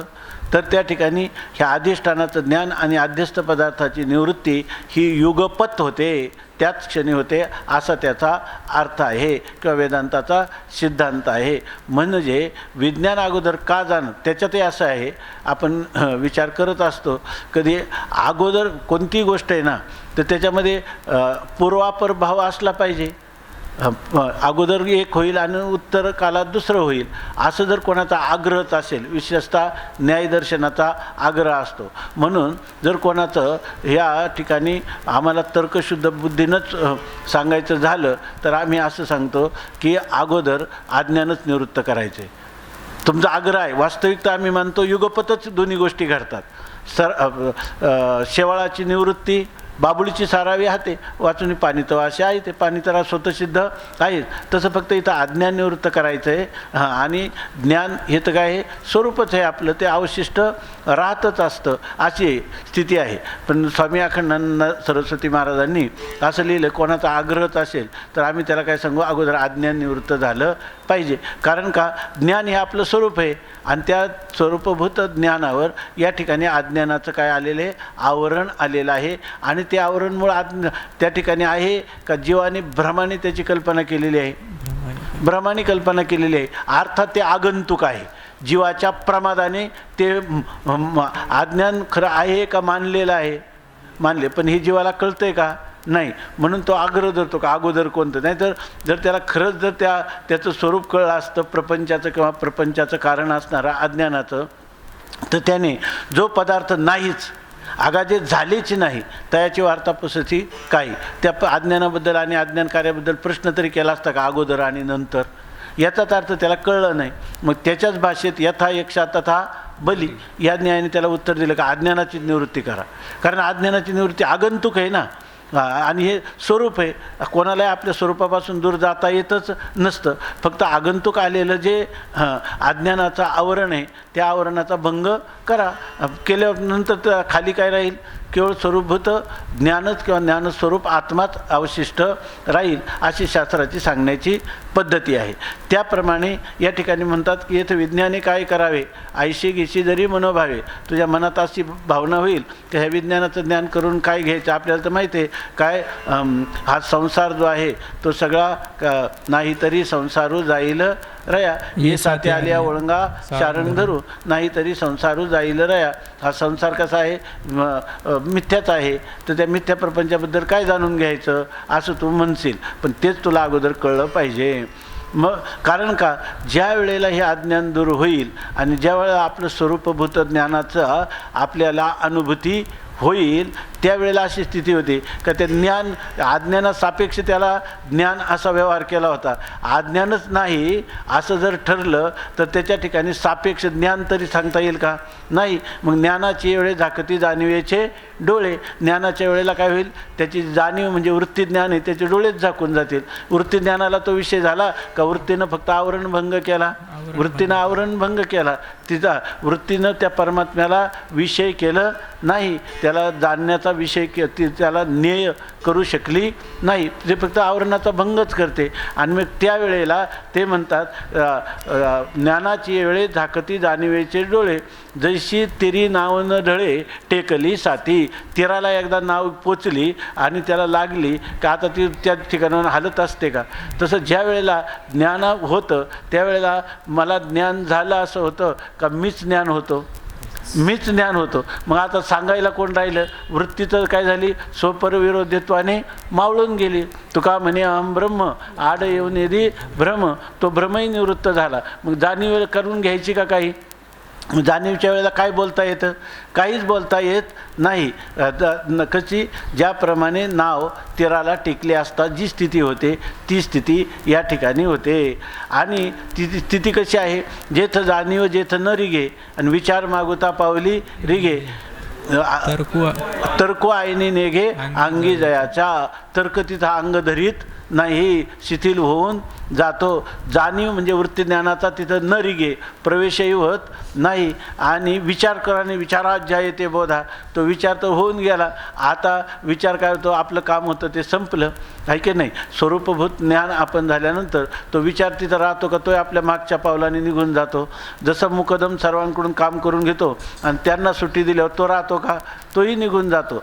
तसं स्वपर विरोधित्वाने या ठिकाणी वृत्तीसुद्धा निवृत्त होते. त्याचं वर्णन ज्ञानोबरायांनीच केलं ना, काय वृत्ती हे निवृत्ती ते हा सुरुवात काय त्याची सहज मी सहज मी आंधळागा निज निराकार पंथे वृत्ती हे निवृत्ती झाली जन न दिसे तेथे मी माझे हरपले ठाई जेथीच्या तेथे सुखे मी निजलोगा अदृश्यतेचे झाले काही दृश्य जे होते सुखे मी निजलोगा शून्य सारुणी तेथे त्रिकूट शिखरीगा दान मिळे आई ते अशा प्रकारची स्थिती झाली दैशी जाणीव जेथ नरिगे विचार मागुता पावली निघे तर को आईनी नेगे अंगी जयाचा. आणि ही जी स्थिती आहे अर्जुना तया नाव ज्ञान येर प्रपंच हे अज्ञान आणि तेथ तेथ प्रपंच हे विज्ञान आणि तेथ सत्यत्व बुद्धी हे अज्ञान हेही जाणं असं सांगतात. मग अशा वेळेला जी स्थिती आहे ती स्थिती कशी आहे तर ते प्रपंच हे विज्ञान. पहिली गोष्ट अशी आहे की अर्जुना तया नाव ज्ञान त्याला ज्ञान म्हणतात. म्हणजे ते कोणतं ज्ञान आहे वृत्ती ज्ञान आहे का स्वरूपभूत ज्ञान आहे का केवळ ज्ञानच आहे केवळ ज्ञान आहे का केवळ आपलं स्वरूपच आहे आणि त्या स्वरूपात दुसरं त्याचं प्रकाशन करायला कोणी आहे का तिथं आता नाही. बरं अशी स्थिती झाली. मग पार्थतया नाव ज्ञान आणि मग विज्ञान काय आहे येर प्रपंच हे राहिलेले सगळे अनात्म पदार्थ जे आहे त्याला विज्ञान असं म्हणतात. मग झालं ज्ञान आणि अज्ञान तर ते ज्ञान आणि विज्ञान. परंतु अज्ञान काय प्रकार आहे तर माऊलीने पहा ही एक अशा प्रकारची अलौकिक माऊलींचं स्पष्टीकरण आहे. ते तर सत्यत्व बुद्धी हे अज्ञान.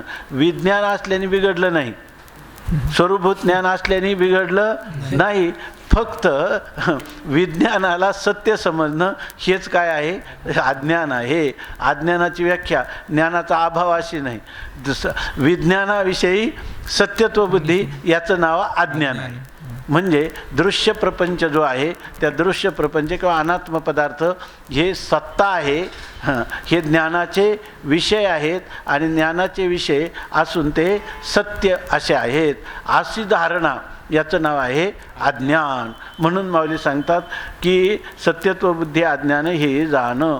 बरं झालं मग ज्ञान आणि विज्ञान. मग तुम्ही आम्हाला काय सांगणार प्रतिज्ञा तर केली ज्ञानम तेहम सविज्ञानम इदम वक्ष्याम्य शेषतः पूर्णपणे सांगणार की हा प्रपंच कशासाठी आम्हाला बरीचशी कामं आहे. बरं तुमच्याकडं संन्यास्य श्रवणम करूयात आहे की नाही सर्व संघ परित्याग करून तुमच्या श्रवणाचा अधिकारी होतो पण त्याचं फल काय नाहीतर मग काय होईल आमचं तेलही गेले आणि तुपही गेले हाती धुपाटणे आले अशी स्थिती होईल. माऊली म्हणतात काळजी करू नका असं होणार नाही. याला फल आहे आणि ते शाश्वत फल आहे. काय त्या फलाचं स्वरूप तर ते सांगतात पुढं आता अज्ञान अवघे हरपे विज्ञान निश्चेष करपे आणि ज्ञान ते स्वरूपे होनी जाईजे. याचं फल काय आहे हे जे अज्ञान आहे ना ते अवघे हरपे ते अज्ञान पूर्णपणे नष्ट होऊन जाईल. आणि हे जे विज्ञान आहे ना हे विज्ञान काय होईल करपून जाईल. करपून जाईल म्हणजे काय तुकोबारायांचा एक अभंग आहे जशी भाजलीशे दिशे घडी आणि पट ओढी नस आहे. या ठिकाणी वस्त्र जेव्हा एखादं जळलेले वस्त्र आहे आणि त्याला आग लागली ते जळून गेलं तर वरून पाहिलं तर घडीवर घडी जणू काय वस्त्रच वाटतंय परंतु जर ओढायला गेलं तर हातात राखच येते आहे की नाही. तसं या ठिकाणी जर तुम्हाला ह्या विज्ञानाचं स्वरूप जर पाहायला गेलं तर अशा प्रकारच्या दग्धपट न्यायाप्रमाणे फक्त प्रतिती मात्र असं याचं स्वरूप आहे. तत्वतः ही वस्तू हाताला काही येणारी नाही. त्या ठिकाणी त्या प्रतितीला येतं म्हणून त्याला असंच म्हणता येत नाही हा आहे की नाही. आणि अधिष्ठान ज्ञानापुढं त्याची सिद्धी होत नाही म्हणून त्याला सत म्हणता येत नाही. सद आणि असत हे दोन विरोधी पदार्थ एका अधिकरणात एका ठिकाणी राहू शकत नाही. सत म्हणता येणार असत म्हणता येणार सदसत म्हणता येणार. मग आमची मुरारे तृतीया पंथा आमची वेदांतांनी काढलेली गुटिका आहे सदसद विलक्षण अनिर्वचनीय मिथ्या असा हा पदार्थ आमच्या हातात पडतो. म्हणतात आता अज्ञान अवघे हरपे विज्ञान निश्चेष करपे आणि ज्ञान ते स्वरूपे होऊन जाऊ दे. ते ज्ञान आहे ना ते आपल्याहून भिन्न राहत नाही ते आपलं स्वरूपच होऊन जातं. जेने सांगत आहे आणि हे एकदा प्राप्त झालं ना एवढी चर्चा ही संपून जाईल. जेथं बोलन त्या सांगत याचे बोलणे खुंटे जो सांगणारा आहे त्याचं बोलणं काय होतं खुंटे थांबून जातं, ऐकतयाचे व्यसन तुटे. आणि ऐकणारा जो आहे ना, पायाला भोरा बांधून आज एक ग्रंथ हा झाला, अजून एक, पण हे तर राहिलाच, एवढं तर माझी इच्छा राहिली असं म्हणता म्हणता त्याच्या चौघाच्या खांद्यावर गेला तरी त्याच्या अंतकरणात अतृप्त आहे. लोक व्यवहारामध्ये धन दारा याच्याविषयी अतृप्त आहे, आणि हा कशात आहे? शास्त्र चिंतना हा काय आपल्या मनोगताप्रमाणे पूर्ण होऊ शकलं नाही म्हणून अतृप्त आहे. अर्थात हा अतृप्त संसारी अतृप्तापेक्षा कोट्यावधीपटीनं श्रेष्ठ आहे, हेही पण विसरायला नको. पण हे असायला नको. कारण का?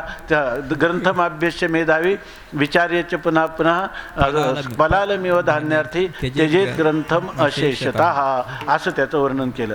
म्हणून सांगतयाचे बोलणे खुंटे, ऐकतयाचे व्यसन तुटे, आणि हे जाणणे साने मोठे उरो निधी. ज्ञानोबरायांनी हा 7वा अध्याय आहे ना, इतकं हितगुज साधक जीवाशी केलेलं आहे, आणि ते सुरुवातीलाच केलेलं आहे. इतकी ज्ञान विज्ञान आणि अज्ञान याची सूत्ररूपाने अल्प शब्दात त्याचं लक्षण करणारं दुसरं कुठेही कोणता ग्रंथ आढळेला असं वाटत नाही. आणि ज्यांनी खूप खूप वर्णन केलं त्याच्यामध्ये माणसाला पुन्हा काय होतं, मनामध्ये पुन्हा काही ना काही त्याच्याविषयीची शंका ह्या राहतच चालतात. पण हे एकदम आपल्या अनुभवाचं जुळणारं आणि किती सरळ सरळ सांगितलं की नाही, अज्ञान ज्ञान आणि विज्ञान. आता हे झालं आपण हे तात्विक दृष्टीनं चिंतन केलं.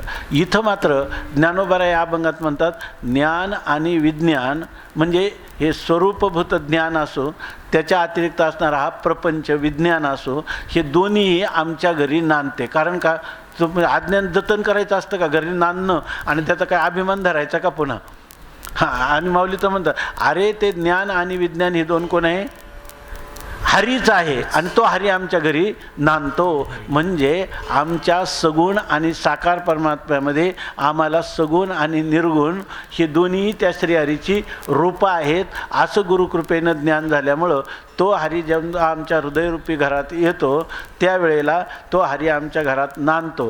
पण तुमच्या घरात नांदतो म्हणजे फक्त हृदयात आतच आहे का? नाही, बाहेजू भीतर अभ्यंतरी झाला देव. बाहेर पाहिलं तरी देवच आहे, आणि अभ्यंतरीही देवच आहे. आत हरी बाहेर हरी, सगळीकडं. या ठिकाणी आश्रयसुद्धा कोण आहे? हरीच आहे, आणि विषयसुद्धा हरीच आहे. आणि आश्रय आणि विषय यांना जोडणारा सेतू, बरोबर ना, तो सुद्धा कोण आहे? हरीच आहे. म्हणून आता आम्हाला सगळीकडं काय आहे? श्रीहरीच आहे. ज्ञान विज्ञान हरी नांदे आमच्या घरी. म्हणजे आम्हाला जर विज्ञान पाहिलं तर कोण दिसतंय? आत्माच, आम्हीच दिसतो, हरीच दिसतो.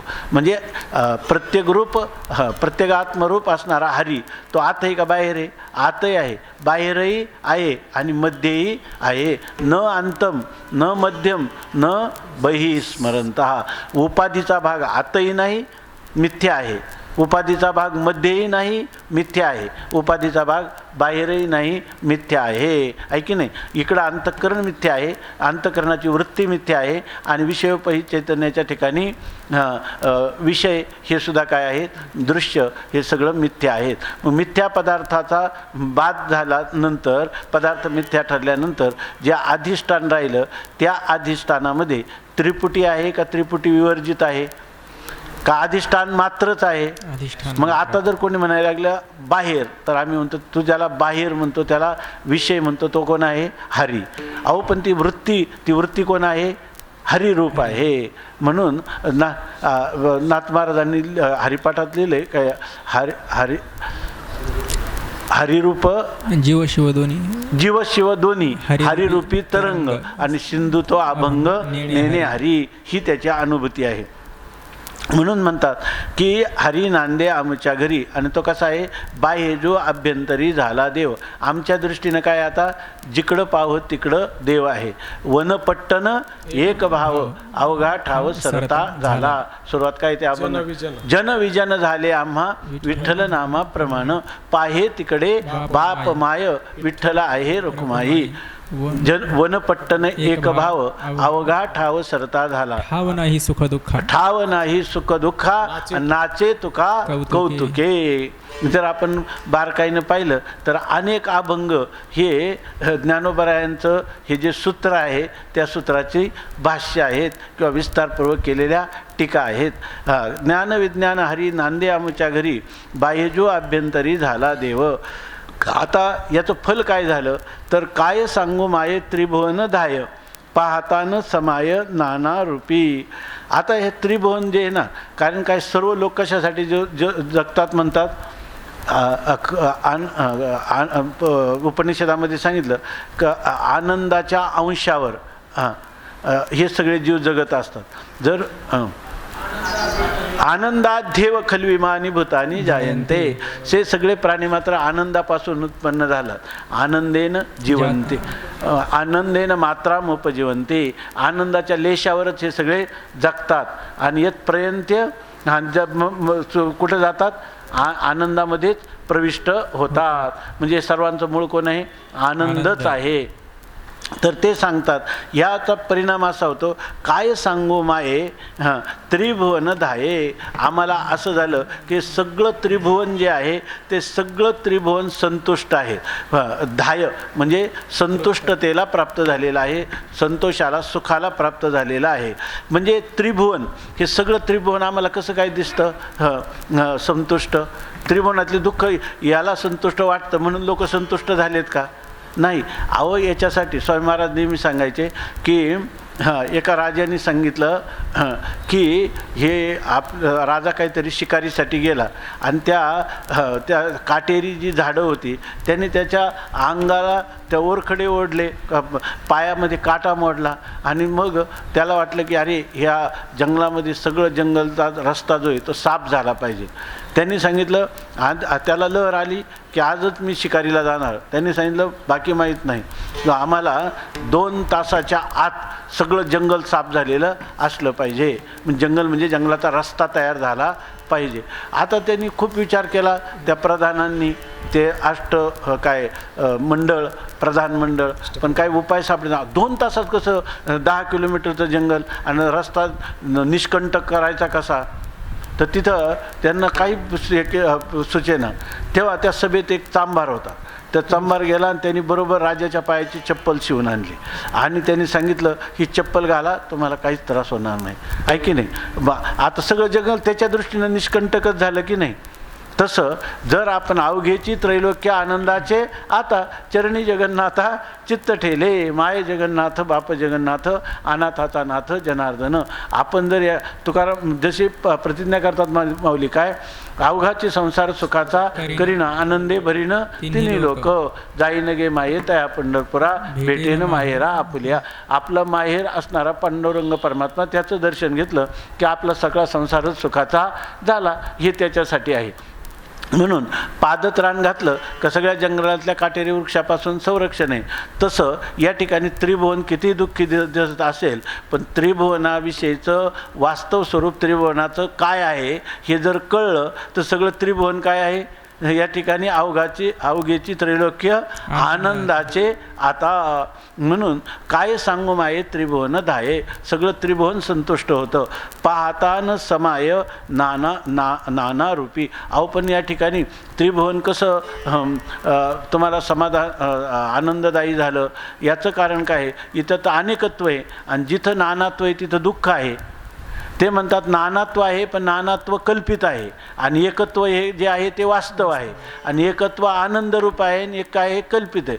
दुःख जेवढं आहे तेवढं काय आहे दुःख कल्पित आहे आणि आनंद जो आहे संतुष्टता जी आहे ती काय आपलं स्वरूप आहे की नाही.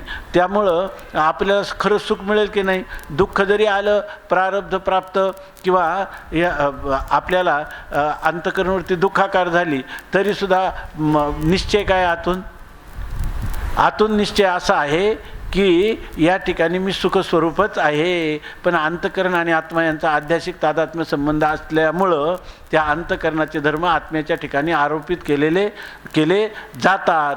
परंतु हा संबंध कोणता आहे? आध्यात्मिक तादात्म्य संबंधाचा परिणाम आहे. आणि खरं पाहिलं बारकाईने तर आध्यात्मिक तादात्म्य संबंध हे नाव काय सांगतं? संबंधच झाला नाही.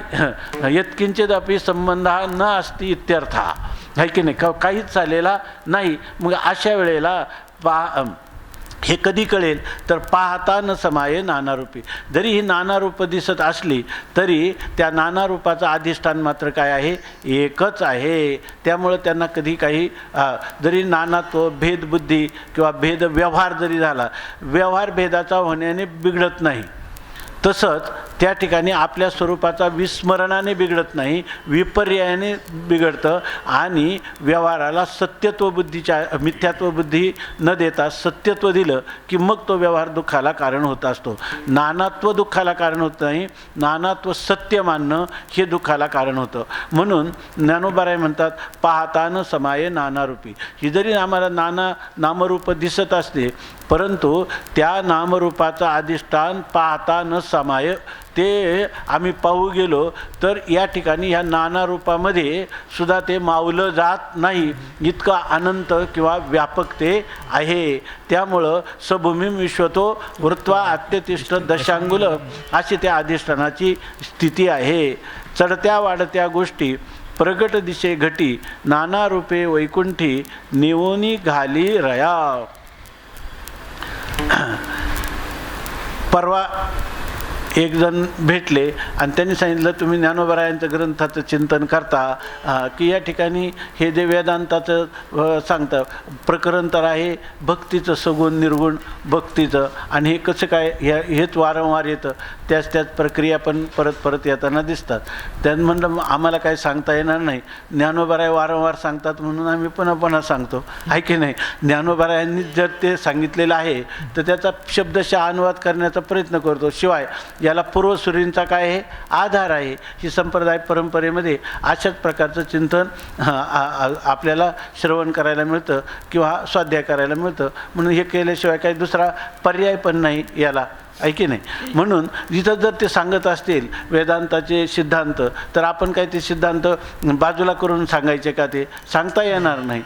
म्हणून सांगतात चढत्या वाढत्या गोष्टी प्रगट दिशे घटी, नाना रूपे वैकुंठी नेवनी घाली रया.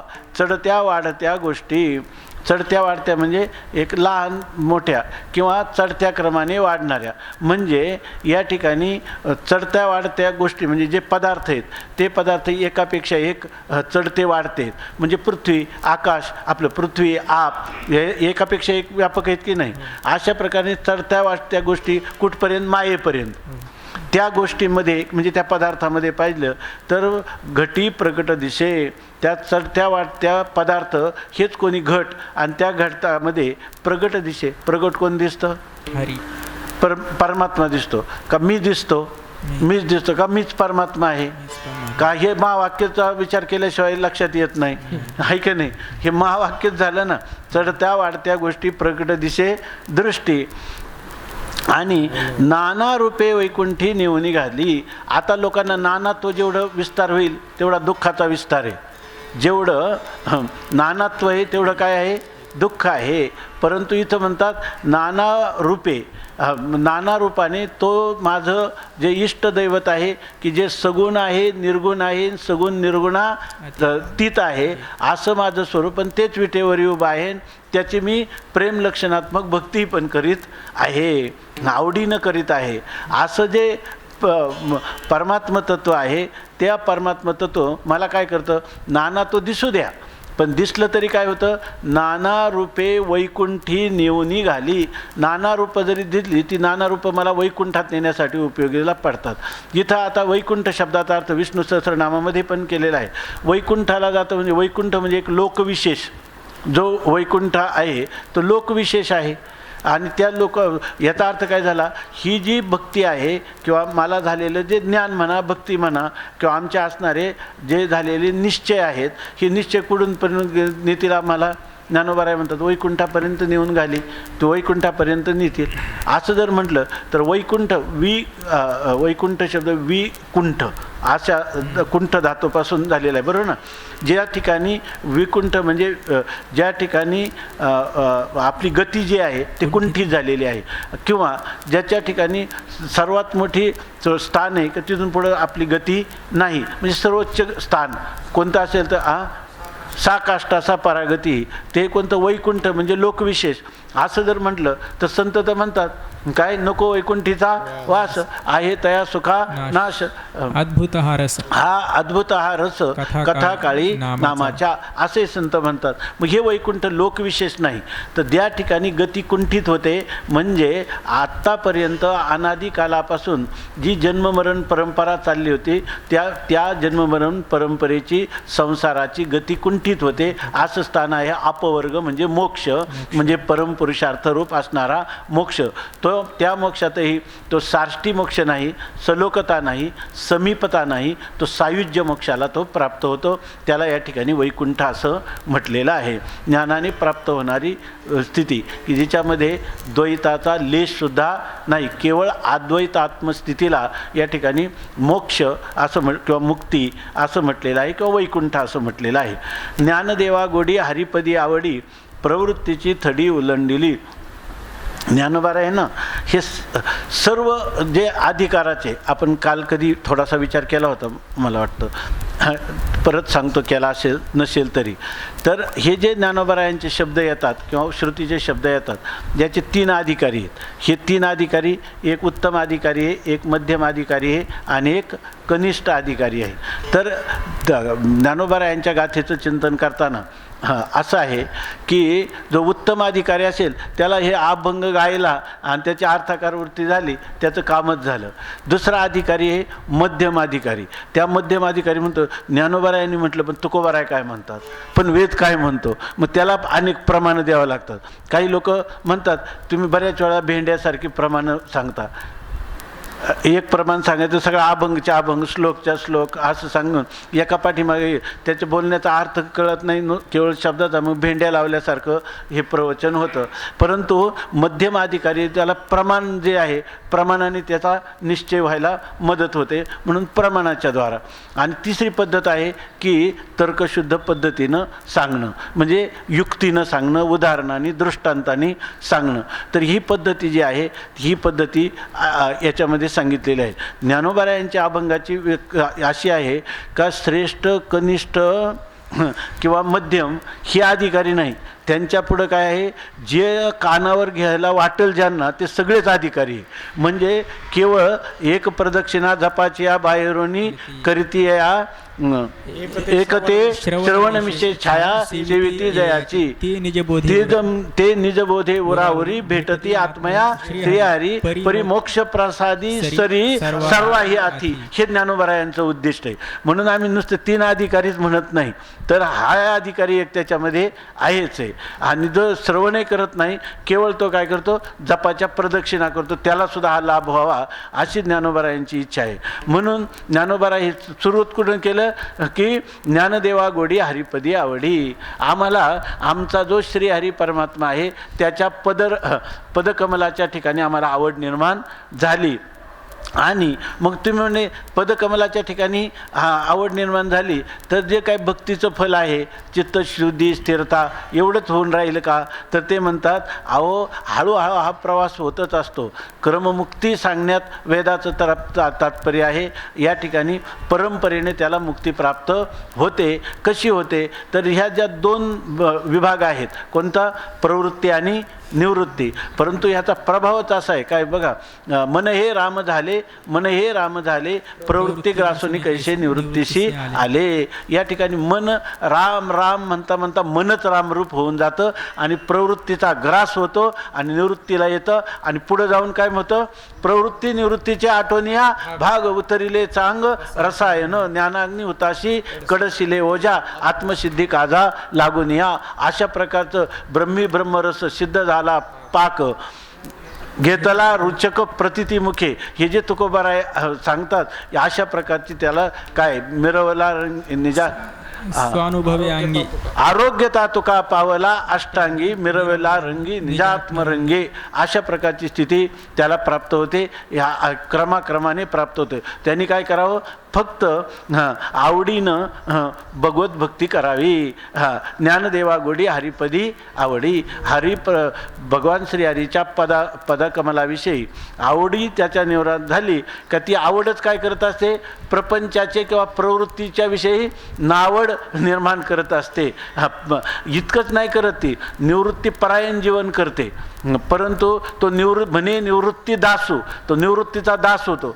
परंतु त्याचं फल जेव्हा प्राप्त होतं तेव्हा त्याच्या ठिकाणी ना प्रवृत्ती ना निवृत्ती. त्या ठिकाणी ते म्हणायला लागतं, काय म्हणतात, तुम्हाला जे प्रवृत्ती काय, प्रवृत्तीलाच तुम्ही शिवले नाही, तुम्हाला निवृत्ती नाव ठेवलंच कोणी. दुसरी निवर्ते तो नाही माह निवर्तवी काही कैसा वैशे ठाई निवृत्ती नामाच्या. ते म्हणतात मोठे माझी ओवी पाठ नाही. आईशे करणीय विन जे स्वयंभचे जे निवृत्तीपण त्याचे श्रीचरण वंदिले आईशे. असं जे मूळ निवृत्ती आहे त्याचं चरण म्हणजे त्याचं स्वरूपाला वंदन केलं म्हणजे त्याच्याशी ऐक्याचा निश्चय करणं हेच त्याचं काय आहे, नमन आहे. आणि या सगळ्या गोष्टी कधी घडतात, भगवंताचा जो भक्त असतो त्या भक्ताला हळूहळू हे वैकुंठ हा मोक्ष क्रमाक्रमाने प्राप्त होतो. आणि एवढ्यावरच नाही तर अगोदर आवडी काय होती, हरिपदी आवडी, आणि झाल्यावर मग ती नावड होते का की नाही, उलट त्याच्यामध्ये काय सोन्याला सुगंध म्हणून त्या ठिकाणी ती आवड तशी आवडी उरे प्रमाण आठवलं नाही, आवडी उरे संचली. ती आवड जी आहे, संसार तो कोण लेखे आम्हा सखे हरिजन काळ ब्रह्मानंदे सरे आणि आवडी उरे संचली. ब्रह्मानंदात काळ जातो अखंड आणि आवड जी आहे आमच्या इष्टाविषयीची ती तशी राहते असं संत आपल्याला सांगतात. म्हणून म्हणतात ज्ञानदेवा गोडी हरिपदी आवडी. प्रवृत्तीची थडी ओलांडली. प्रवृत्तीरूप ते तीर होतं ना, ते आम्ही त्याचा पार केलं, त्याचं अतिक्रमण केलं आणि प्रवृत्तीच्या अतीत असणारी निवृत्ती आणि प्रवृत्ती सापेक्ष असणारी निवृत्ती यापैकी त्याच्या परतीरावर आम्ही गेलो. तिथं प्रवृत्ती निवृत्तीच्या आटोनिया भाग आणि उतरिले चांग रसायन असं सांगतात. आता पुढचा या अभंग ह्या विज्ञान आणि ज्ञानाविषयी काही प्रक्रियात माऊली ह्या अभंगातून सांगणार आहे. पुंडलिक वरदा हरी विठ्ठल श्री ज्ञानदेव माऊली ज्ञानेश्वर महाराज की जय. ज्ञानदेव तुकाराम ज्ञानदेव तुकाराम ज्ञानदेव तुकाराम ज्ञानदेव तुकाराम ज्ञानदेव तुकाराम देव तुकाराम ज्ञानदेव तुकाराम ज्ञानदेव तुकाराम ज्ञानदेव तुकाराम देव तुकाराम ज्ञानदेव तुकाराम ज्ञानदेव तुकाराम ज्ञानदेव तुकाराम ज्ञानदेव तुकाराम ज्ञानदेव तुकाराम ज्ञानदेव तुकाराम ज्ञानदेव तुकाराम ज्ञानदेव तुकाराम तुकाराम पुंडलिक वरदा हरी विठ्ठल श्री ज्ञानदेव तुकाराम माऊली ज्ञानेश्वर महाराज की जय.